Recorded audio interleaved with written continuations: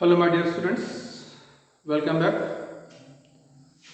So in the last video, I discussed about some basic terms regarding the genetics that is required to understand the chapter, or we can say that is required to understand the concept of genetics. Now we are in a condition to study the Mendel's law.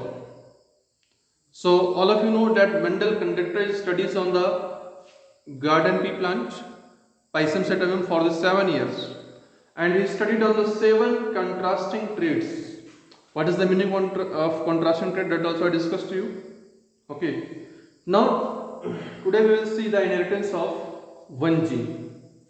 All of you know that one gene code for one character. Okay. So the meaning of this is that inheritance of one gene is also called as monohybrid cross. It is also called as monohybrid cross. What is the meaning of hybrid cross? I told you. Hybrid cross means if you are going to make a cross between the two different plants which have contrasting trait. If you are going to make a cross between the two plants which have the contrasting trait, then that is called as hybrid cross. What is the meaning of monohybrid cross? Means that both the plants will have the same character in all the respects, but they will differ in only one character. Okay. So they will differ only in one character. Means in other words we can say, when we are going to study the inheritance pattern of one trait, when we are going to study the inheritance trait of one trait, okay, then the cross that is performed is called as monohybrid cross. So here we will understand the Mendel's monohybrid cross, and the example that was taken by Mendel to explain the monohybrid cross was the stem height. So with the same character means with the help of stem height we will understand the monohybrid cross. So you know that when the Mendel performed his studies, he performed his studies on the true breeding plant. True breeding plant I discussed to you. True breeding plant is that plant which has undergone continuous self-pollination for many generations, around up to 7 generations, so that they show a stable trait inheritance. So they show a stable trait inheritance. Okay, means they will be homozygous. True breeding means we can simply say that they are homozygous for that particular character. So now we can see how he performed the cross. So what he did, he crossed a tall plant with a dwarf plant. So Mendel crossed a tall plant with a dwarf plant. So these are the parents. So tall was crossed with the dwarf, and they are nothing but the parents. So what will the genotype? Genotype I told you, genetic constitution of the organism. So what will the genotype of this plant? I told you in the genetics, genotype, the alphabet for the genotype is always chosen on the basis of the dominant trait. Here tallness is the dominant trait of the stem height, that's why the alphabet will be chosen from the tallness. So the genotype will be capital T, capital T. Why I am saying two type capital T? Because Mendel told that the factors, in the words of Mendel's, we are not using the term gene, we are using the term factor. So factors occur in pair. So as factors occur in pair, therefore these means we can say allele also will be present in the form of pair. Then what is the genotype for this plant? Don't change the alphabet, because alphabet is chosen on the basis of the dominant trait. So dominant trait is the tallness, therefore we choose the alphabet capital T. So for the dwarfness, the alphabet will be small t, small t. So these are the genotypes of these two parents, and whenever they go for the reproduction, means we can say when they are going for the sexual reproduction, there will be formation of gametes. And in the genetics, it is very easy to make the gametes, just to separate both the alleles. Just to separate both the alleles. Similarly here also.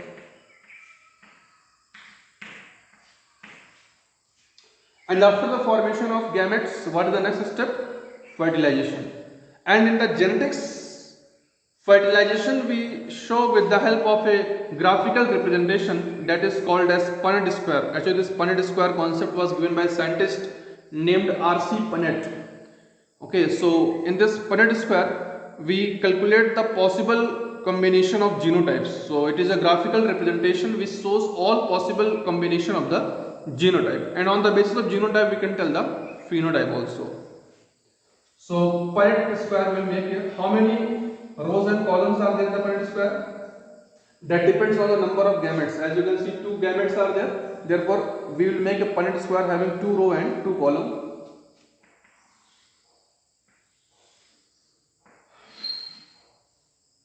This is a symbol of male and this is a symbol of female. So any of the plant you may treat as male or female, no problem. That depends on our choice. So suppose if I am taking this plant, tall plant as a male, so this will be capital T, and this dwarf plant I am treating as female, so it will be small t, small t. Then you see the genotype, capital T, small t, here also capital T, small t, capital T, small t, capital T, small t. Means we can say in the first generation, this is the F1, meaning of F1 I told you, the first generation which is produced after the cross between the parents, that is called as F1. So you can see in the F1, all the plants have the same genotype, all the plants have the same genotype. Not only genotype, phenotype also. All the plants will have same phenotype. Tall, tall, tall, tall. But this result was very interesting for Mendel. Why? If you see the parents, among the parents, one plant was tall, one plant was dwarf. But all the progenies that was produced in the first generation, all of them were tall. He was expecting some dwarf plant in the first generation. But for his surprise, he couldn't find any tall plant in the F1 generation. Then he proposed that in the F1 generation, only one of the parental character is expressed. In F1 generation, only one of the parental character is expressed. And one of the parental character means which character? The character that was present in the dominant parent. Okay, means in other words we can say in the F1 generation only the character of dominant parent will be expressed. The character of the recessive parent remains unexpressed in the F1 generation. That remains unexpressed in the F1 generation. Okay, but it was a very big surprise for the Mendel because he was expecting some dwarf plant also in the F1 generation. Then you may ask, sir, what is the reason behind this? What is the reason behind the expression of only the one parental character in the F1 generation? The reason, or we can say the credit, goes to law of dominance. Now here you can understand the law of dominance. As per the law of dominance, in the heterozygous condition, what is the meaning of heterozygous? That also I discussed in the last video. So you can see these two are homozygous.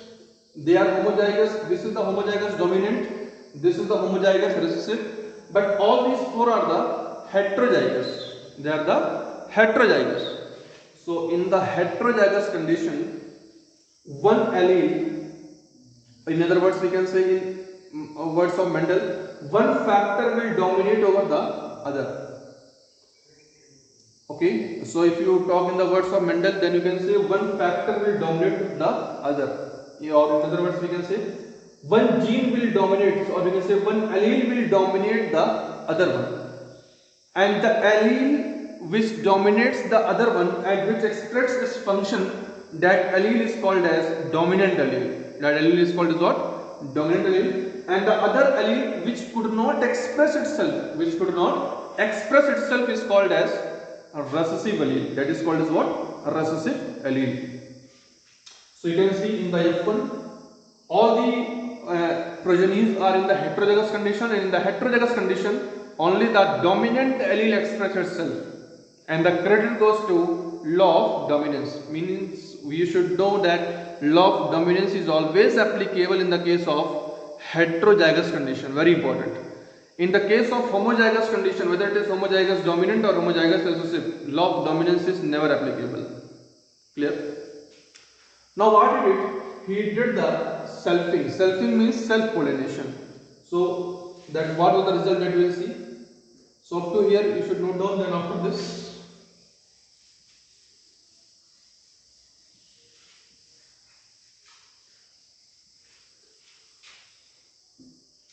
F1 was crossed with the F1.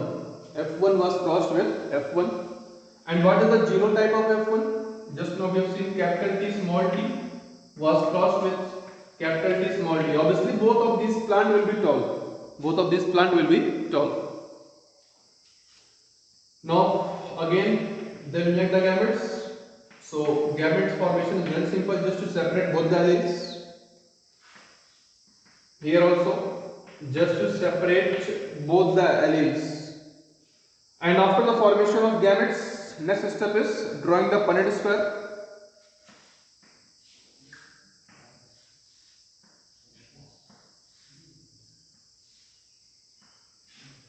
So in the Punnett square, one will be male, other will be female. As you can see, both the parents are identical or similar. Any of them you may treat as male or female. So capital T small t and capital T small t. So here the genotype will be capital T, capital T. Obviously the plant will be tall because it is the same genotype as that of the parent. Here capital T, small t. This plant also will be tall.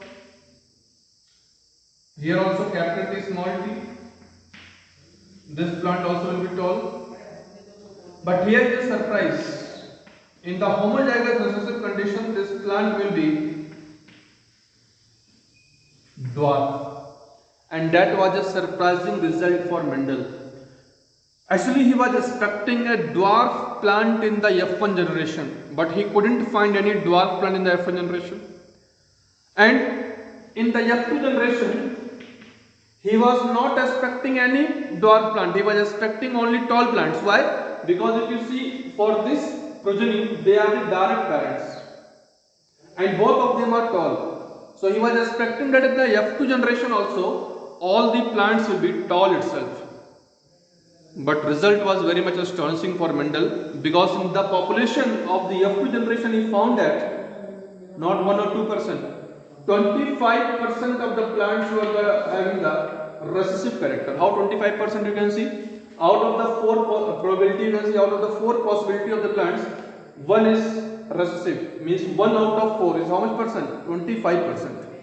Means we can say in the total population of the F2 generation, 25% of the plants showed recessive character.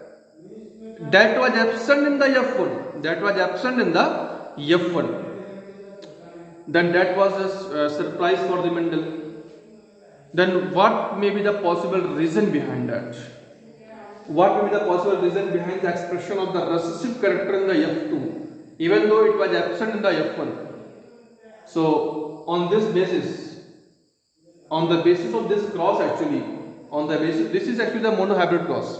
Okay, here 2 ratios are very famous, that is genotypic ratio and phenotypic ratio. So you should know genotypic ratio. Genotypic ratio means the ratio in which the possible combination of genotypes are there.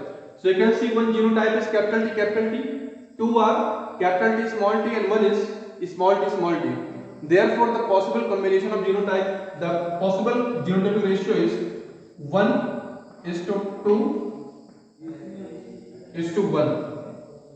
1 is, this is homozygous dominant, homozygous dominant. 2 is, they are homozygous or heterozygous, they are heterozygous, and in heterozygous always dominant is there. So heterozygous dominant, and 1 is this one, it is homozygous but not dominant, it is homozygous recessive. So this is the more informative way of writing the genotype and genotypic ratio. Now you see the phenotypic ratio. Here I am writing phenotypic ratio. In a phenotype you can see 3 plants are tall and 1 plant is dwarf. So 3, you can say that 3 plants have the dominant phenotype is to 1 will have the recessive phenotype.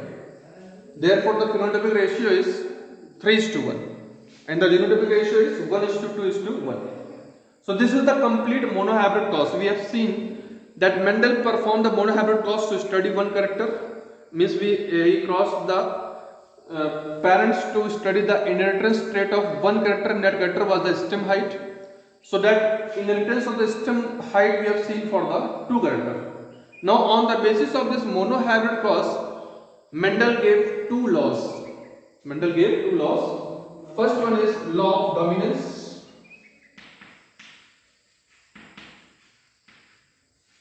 and second is law of segregation.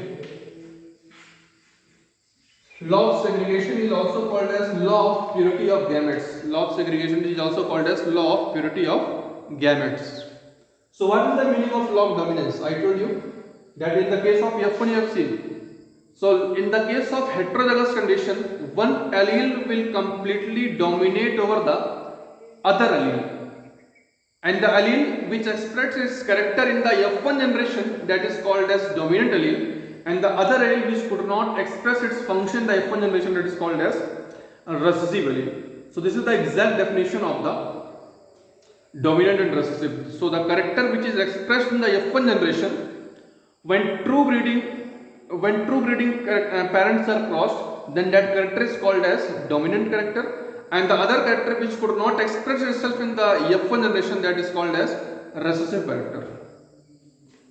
Means it should be clear to you that law of dominance is always applicable for the heterozygous condition. Then what is law of segregation, or we can say law of purity of gametes?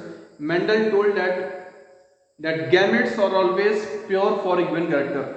Gametes are always pure for a given character. You can see, even though in the heterozygous condition this capital T is dominant over the small t, but when the gamete formation will take place, they will segregate, or we can say they will separate independent of each other. Means when both of them are present together, this capital T will be dominant over the small t, but when the formation of gametes will take place, both these alleles will separate or segregate independent of each other. Therefore, this will be pure for the tallness and this will be pure for the dwarfness. Means in Mendel's words we can say gametes are always pure for the given character. Clear? And this was the reason actually that this character, we can say this factor, was transmitted passively from the F1 generation and it expressed itself in the F2 generation only. Okay, because being a recessive allele, it will express only in the homozygous condition. It will express only in the homozygous condition. And when this plant gets the homozygous condition, means when this allele gets the homozygous condition, it will express its character. But that possibility came only in the F2 generation. Why? The reason goes to the law of segregation. Means if I ask you, what is the reason behind the expression of the recessive trait in the F2? The reason is a law of dominance or law of segregation. So the credit will go to the law of segregation. So it is the law of segregation which made the possibility of the homozygous recessive parent in the homozygous recessive offspring in the F2 generation. So this is the law of dominance and the law of segregation. Remember, law of dominance is applicable only for the heterozygous condition, and the appearance of the recessive trait in the F2 generation, the reason goes to the law of segregation, because the gametes will separate or segregate independent of each other. Okay, and when they will become in the homozygous condition, they will express the character. So this is about the Mendel's monohybrid clause. Okay, hope it should be clear to you. Okay, thank you.